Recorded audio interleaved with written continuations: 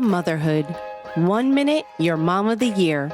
I love you, Mommy. Then the next, not so much. From bath time to bullying, from potty training to puberty, parenting is full of challenges. But one thing is for certain, you are not alone. Welcome to Modern Mom Probs. I'm your host, author, mother, parenting expert, Tara Clark. Join me while we tackle today's modern mom problems. Tamron Hall, welcome to the show. Oh, thank you for the warm welcome. I'm excited to jump into the conversation. I am thrilled to have you here. So you are a multi-hyphenated woman. You are a mother. You are an author. You are, of course, an award-winning journalist and talk show host. What makes Tamron Hall tick? Oh boy, so many things. I love what I do. I love my family. I love the privilege of living a life that I never could have imagined. By the way, I love the privilege of life. It's not to be taken for granted at any moment, but I think that thing that makes me tick would probably be inspired by my own mom. I mean, my mom was a single mom at 19, and she really made me believe that everything is possible. Even the impossible can be conquered. And thus, here we are in my life.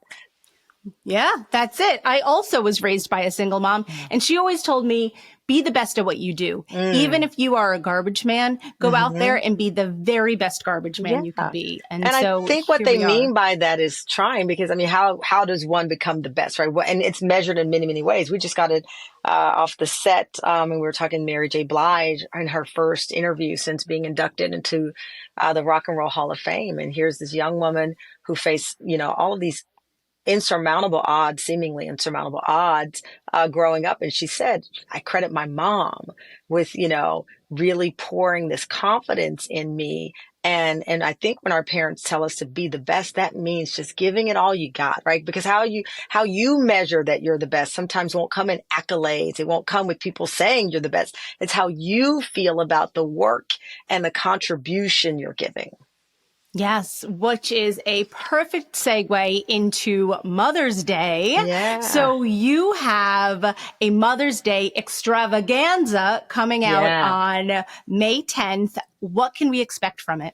This is our third annual Mother's Day party celebration. And I got to tell you, the inspiration from what we do and how we approach it really is the fact that I like to call myself a late to the party mom. I was 48 when I had my one and only child. And also the fact that for me, the journey of nurturing for most of my adult life was through the lens of my nephew, who's now 27, and my nieces, his sisters. And I really wanted a Mother's Day show that celebrated all versions of mothering, all versions of nurturing, versus, okay, if you're not a mom, you're not in this party. And that was really important. So when we decided to build this show, it really was with the intention of motherhood. Obviously, this is not to minimize those who have that very specific journey of a kid in the home and all that, but it's to include the journey I had as an aunt and plus one mom, you might say. It came also. I will tell you, I wrote an op-ed some years ago just about as a single woman and people assuming a lot of things about me being without a child. And I wrote this, and I was on the tarmac of a flight, and this woman came up to me and she said, I'm a stepmom and I'm his mom. And so often people will say, you don't understand because you're not a mom. And she said, but I am his mom. I am with him all the time. And we're sobbing, on this runway or whatever, this tarmac of this flight. And so the show is inspired by that. It's a celebration. I have one rule. There's always a time to talk about the challenges of motherhood, but I want to talk about the joys. I didn't want the hour to be, why it's so hard, why it's so difficult, why, because we know that, and there is a specific conversation about that. But I wanted it just to be celebrating people who've taken on this journey and the joys. A true celebration. Yeah, a true celebration. Speaking of celebration, your little guy just had a birthday. Yes, he just turned 5. It's wild. I was at his school yesterday for the in-school birthday. His actual party is a couple of days on the weekend. but a couple of days away on the weekend. But we were at his school, and he said, he doesn't like cake. He doesn't like cupcakes. I don't know why. It breaks my My heart. son doesn't either. Who are these little I AIs don't that have come into our know. lives? Yeah, he He doesn't. does not. We'll go to a birthday party and Yeah. everyone else is eating cake except for him. My He's kid's there the like, same way. no, thank you. No, I'm that's good. my kid the same. He doesn't like ice cream. He actually only likes a certain lollipop, and it is a lollipop that's also meant to help brush your teeth. I'm like, of course you would like the healthy lollipop. I don't know who you are. So he said he wanted banana bread. I was like, okay. And he That's loves my son's favorite too. mine They're is the same. it must be a savory note, but he wanted me to play Kids Bop. He likes Dua Lipa levitating in a song called Astronaut in the Ocean. So I made a playlist, and I know it's insane. Wait, hold up. They have Astronaut in the Ocean on Kids. On Kids Bop. And my kid is like, what you know about rolling down in the deep? And I was like, I'm afraid to look this song up, but it's the Kids Bop version, and he loves it. So he listens to Dua Lipa levitating. And now his new one is Party Rock. Everybody in the house tonight. That's classic My God. song. I am raising a kid who's either going to be South Beach when he gets 18 or Ibiza, but he's definitely into that kind of party for sure. So we had Ibiza meets preschool yesterday, and it was very fun. And I read a book. They had me read a book. See You Later, Alligator. I think that was the book. Oh, did he get to choose the book? He did, and oh my gosh, you talk about all week long.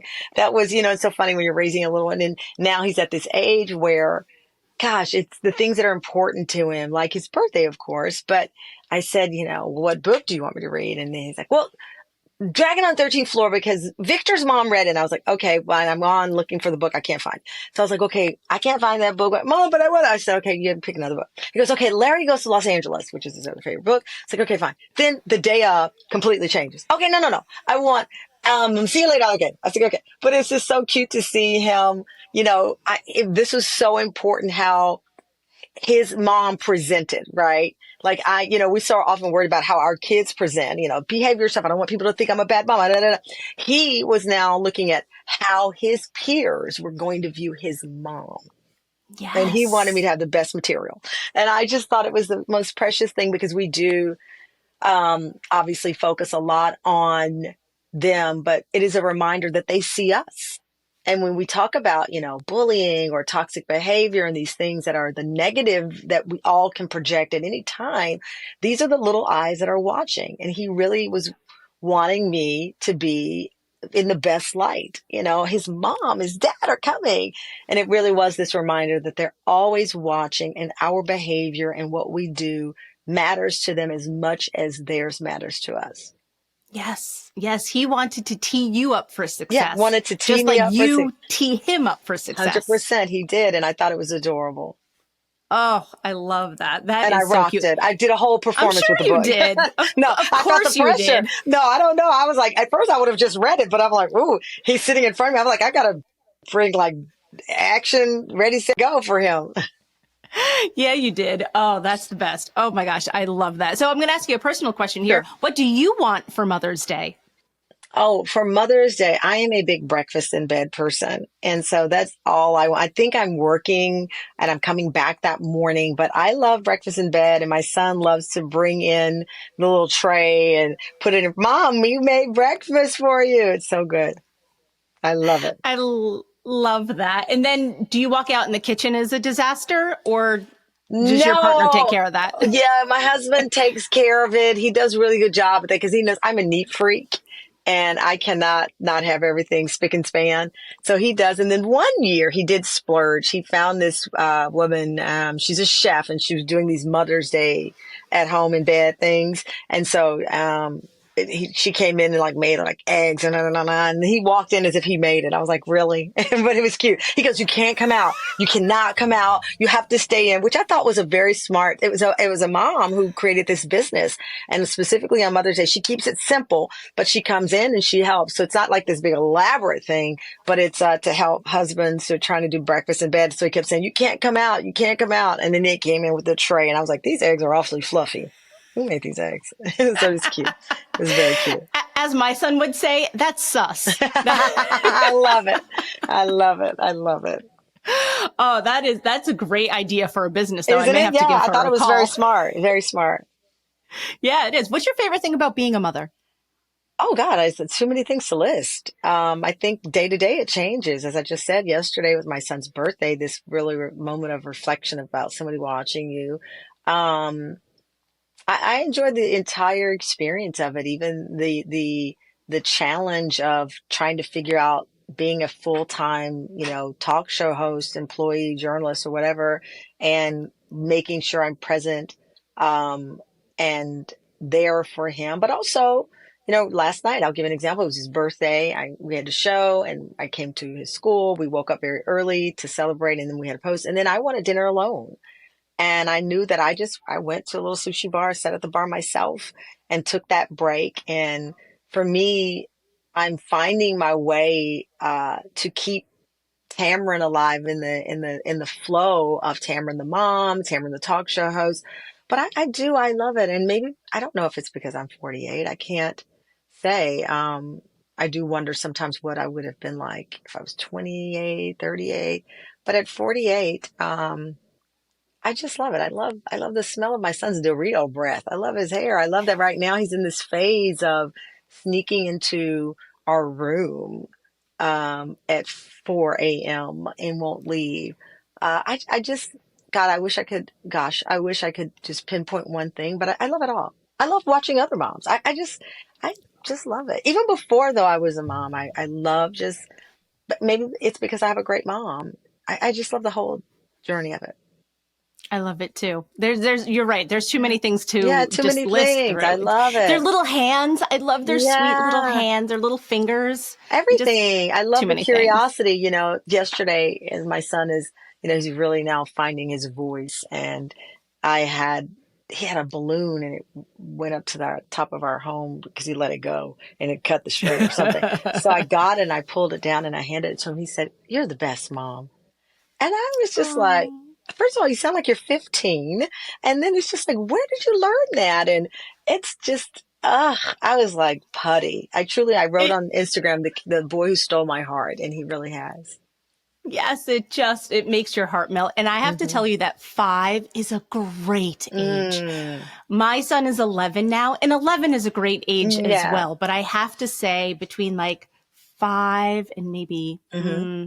10 is Yeah. like a real sweet spot. Like you are coming into a real sweet Yeah. spot. So I can enjoy it. feel it. I feel it, because I have to tell you, if I had to say which year, I felt like, I wouldn't say it was a bad year. It wasn't. I felt like 2 and 3 lasted forever. Like it was Hmm. just like, oh my gosh. And I know that people talk about the early infant. And we had a flow. I mean, my kid, I'm lucky enough to say, or I shouldn't say lucky because it's not about luck. It happened to have a kid. I happened to have a kid who slept through the night. And so, and we had the global pandemic. So I'm worried about other things. And, it's just so, but the 2-year-old stage, and wasn't terrible. I just felt the weight of it because now these are developmental, I mean, with an infant, you don't know all the developmental milestones. Kind of go, you're like, okay, you go to pediatrician, you weigh this much, your head's this big, and da da da da, and how many. 2, you start to see those major footprints of life, learning and the walking and all that stabilizing, and it's just, and then how do I was just at a friend's house yesterday and she was debating whether to baby proof a certain thing. I mean, our house looked like it was like if he fell, he would never feel anything. And her pediatrician told her because her child is in a playpen a lot, not a lot, but she puts her in there to keep her safe. And the pediatrician said, "I know what you're thinking. You got to let her out. She's got to fall. She got to hit her head." They were like, "No, but she can't hit her head." And they said, "No, you got to get rid of the playpen so that she can explore and learn what not to bump into."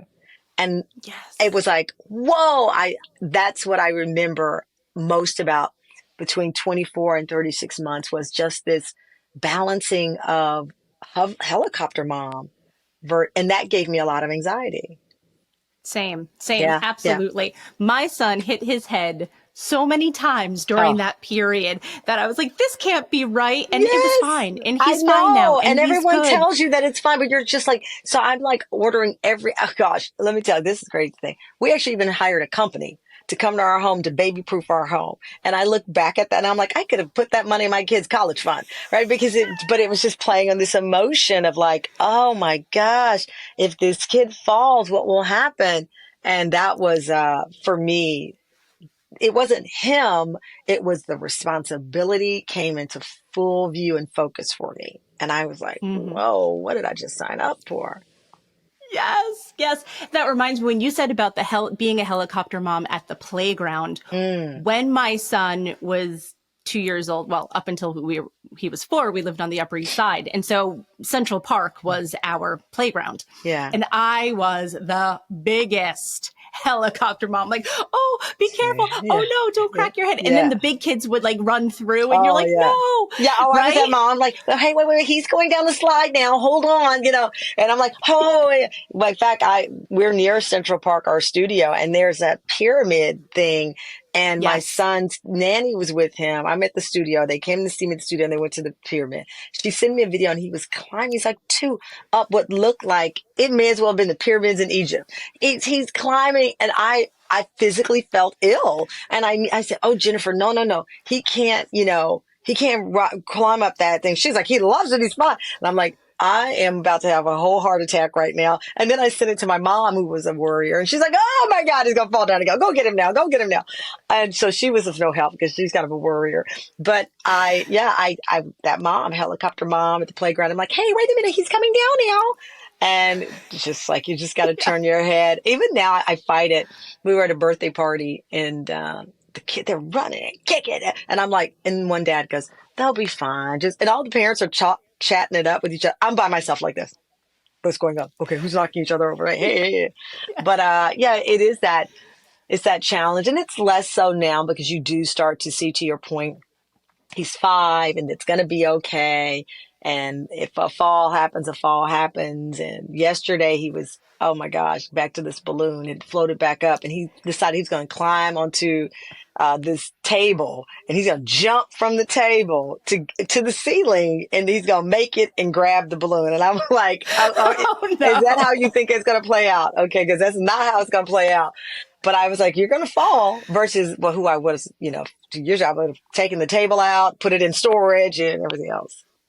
Yes, yes. I can say one bit of motherly advice here is the older the children get, the less anxious you are about certain things Ooh, like that. thank you. I hope so, because that's the thing that sticks with me the most now. Even, we live in New York City and we walk a lot and I'm clutching his hand for dear life most of the time.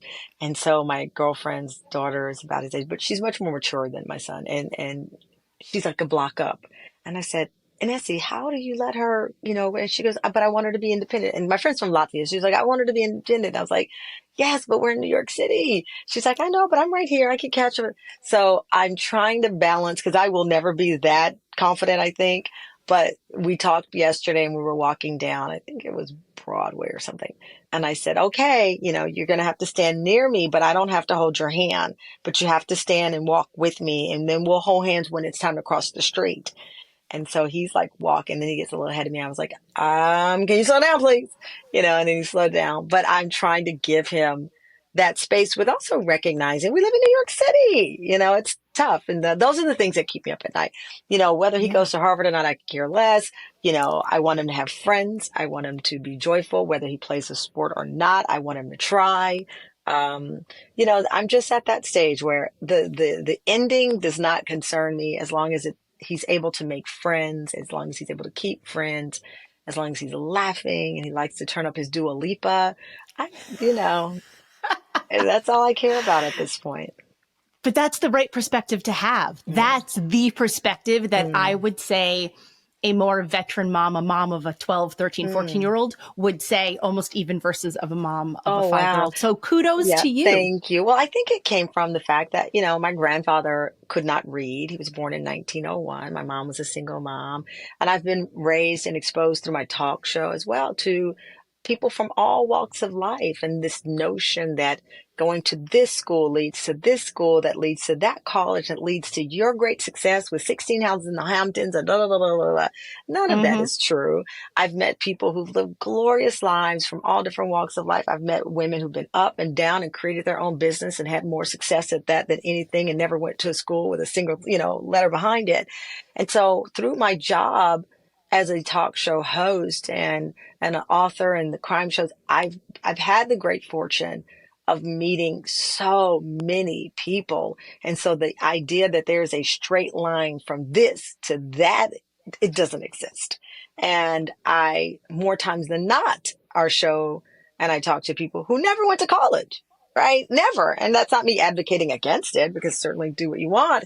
But, a successful life does not have to include an Ivy League. It doesn't have to include a school that had illustrious, famous people that went to it. It doesn't. And I see it every single day. Bravo. Beautifully said. Beautifully said. I'm going to ask you this question. Yes, and I please. ask it of all of my guests. You ready for this one? Oh, I'm always ready. Of course you are. What do you think is the biggest modern mom problem out there right now? Oh, it's comparison. Yes. Would you believe it, Tamron? That's what everyone says. Like it's 9 times out of 10, that is the answer that people are telling me. Because I believe it is true. I don't think it's a lack of access to things. I don't think it's a lack of knowledge, because we are more studied than we've ever been in our lives. Obviously, science always evolves, and there will always be opportunities to learn new ways and new techniques to parent, even though it's the oldest job in the world. But I think, and it's not, and by the way, I don't think it's just because of social media. I clearly know that social media plays a huge role in this, but it's a death by 1,000 comparisons.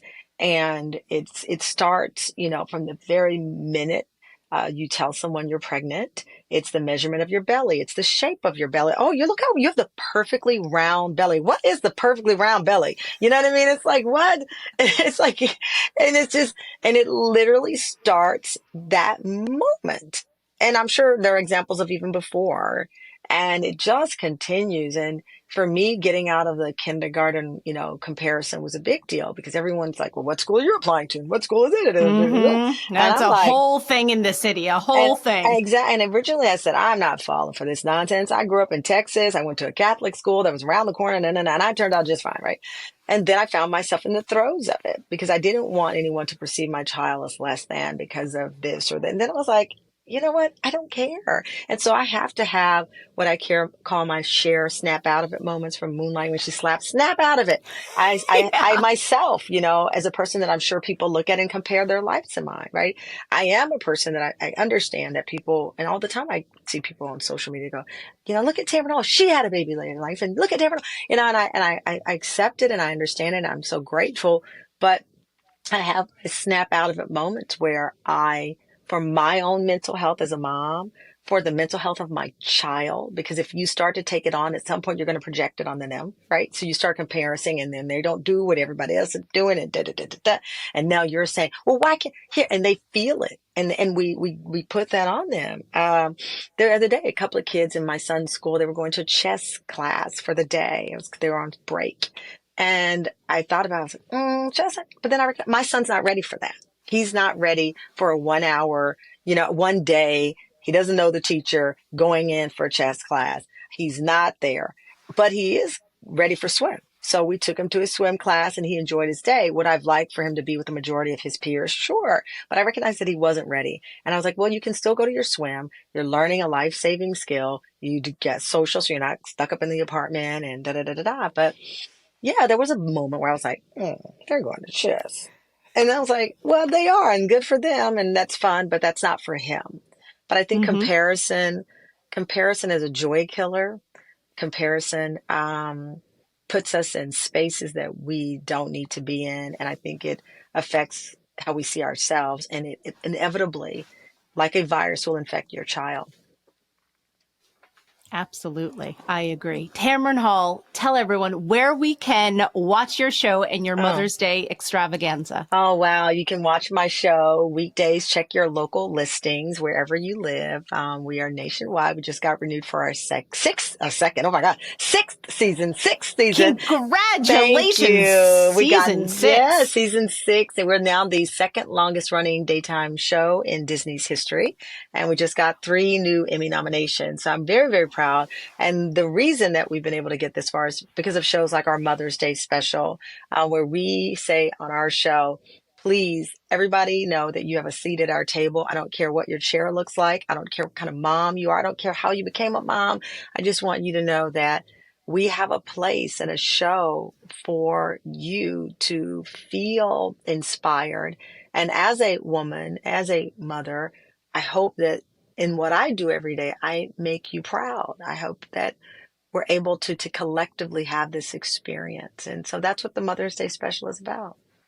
Mission accomplished, because Thank every you. day on your show, that is what you put forth out into the world, and it is well received. Thank you. I really appreciate it. Of course. Thanks so much for being here today. Okay. Thanks for listening to today's episode of Modern Mom Probs. I hope you enjoyed our deep dive in today's problem with me, your host, Tara Clark.